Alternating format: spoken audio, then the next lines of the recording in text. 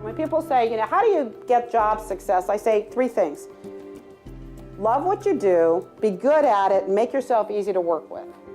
We all have a certain Enneagram style, and we have an orientation towards one of them. There's some of all of these in all of us. And ultimately, when we work on ourselves, we start to become all of it. The Enneagram can help make us all just a little more easy to work with. Then Ginger put everyone to work, identifying their patterns and tendencies and determining their style numbers. So what I'd like you to do is to read each card and then to rank order the cards from the card that most describes you to the one that you think least describes you. And what you'll end up with is a rank order of the 9 cards, and we're going to probably then focus mostly on your top 3 or 4 cards. For some, it was easy. For others, more complex. But with time, everyone determined what they believed to be their Enneagram style. Then they separated into work groups by style number and began a lively day of interaction with Ginger and their facilitators. Here's a bit of what they learned and discovered about each style.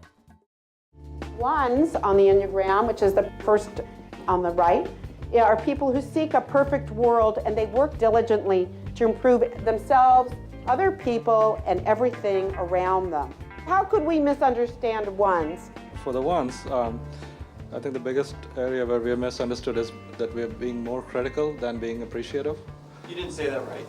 Well, then it does. We want people to like us, and we don't ask for it directly. We get very good at being charming, engaging, cheerful, optimistic, and meeting the needs of other people before they ask, and they'll like us. I think with the 2s, we feel that the amount of work that we take on, we feel underappreciated, and that we end up taking on more work in that respect. 3s organize their lives to achieve specific goals and to appear successful in order to gain the respect and admiration of others. So 3s get misunderstood because we're so goal-focused that people think that we don't care about other things, and it's not that we don't care about those other things, but at the moment, we're really focused on whatever it is. 4s are sensitive. They like deep connectedness. They like authentic interactions. They like to be in touch with their interior worlds. They like to be deeply connected to other people. We can sometimes seem aloof because our value to intense relationships outweighs our value to casual relationships. Someone mentioned something about forgetting people's names who you don't know very well. So you get misunderstood by being perceived as aloof when it really is that, what? I don't know you that well. I don't know you So that well. it doesn't matter as much as the folks that I do know. And that's not aloof. See, you don't understand us. 5s have a thirst, a hunger for knowledge and information, and they use emotional detachment as a way of keeping demands on them, their time, their energy, their resources at as a minimum. 5s are misunderstood, we thought, because we don't talk that much or get involved in conversations without a lot of deep thoughts, so people might think we're disinterested. 6s have insightful minds, and they are prone to worry. They create worst-case scenarios, like they plan for what could go wrong, and it's a sense of a preventive strike. It's like they really like meaning and certainty, and so they use their mind, which is often highly evolved, to think about worst cases so that they can plan as if the planning for the worst case is preventive.